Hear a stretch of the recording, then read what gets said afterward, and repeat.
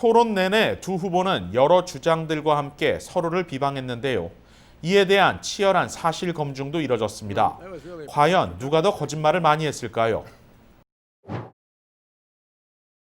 이 주장에는 중요한 전후 맥락이 빠졌습니다. 코로나 대유행 초기 보건 관계자들이 마스크 사용 자제를 얘기한 것은 의료진 방역 물량마저 부족했던 시점이었기 때문이라는 해석이 맞습니다.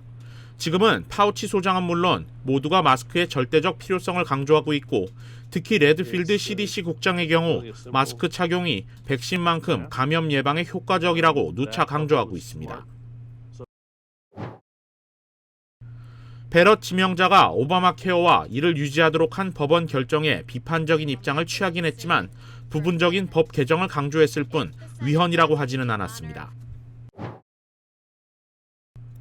오바마 행정부는 CDC가 조류 독감 유행을 경고하고 2주 뒤에 공중보건 비상사태를 선포했고 CDC는 백신과 방역 물품 공급을 서둘렀습니다. 그러나 트럼프 대통령은 코로나 비상이 걸린 이후에도 7주가 지난 뒤에야 비상사태를 선포했습니다. 결과적으로 조류 독감 당시 미국 내 사망자는 12,500명, 지금 코로나19는 20만 명의 사망자를 내고 있습니다. 이 역시 사실이 아닙니다. 1932년 미국 대공황 당시 허버트 후버 대통령에게 대규모 실험난을 초래한 책임이 쏟아졌고 결국 다음 선거에서 루즈벨트 대통령에게 패한 바 있습니다. 실제 총격 범죄는 93% 늘어나 트럼프 대통령의 주장에 근접합니다. 하지만 이 기간 전체 범죄율은 오히려 1.5% 내려갔습니다.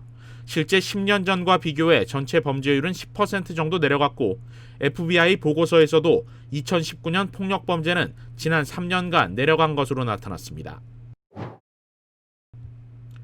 이 같은 발언은 과장됐습니다. 오바마 행정부 당시 미국 내 폭력 범죄가 내려갔지만 하락률은 10% 정도였고 그나마 집권 마지막 2년 동안은 다시 8%가 급증했습니다. 사실이 아닙니다. 트럼프 대통령은 이미 지난 6월 오클라호마주 털사에서 대규모 실내 유세를 펼쳤고 반대 시위대까지 한데 모으는 결과를 초래했습니다. 이후 털사 카운티는 신규 확진자가 유세 이전에 비해 2배 이상 올랐고 카운티 당국도 당시 유세가 원인이었다고 밝힌 바 있습니다. 바이든 전 부통령이 졸업한 학교는 유니버시티 오브 델라웨어 스테이트 유니버시티와는 다릅니다.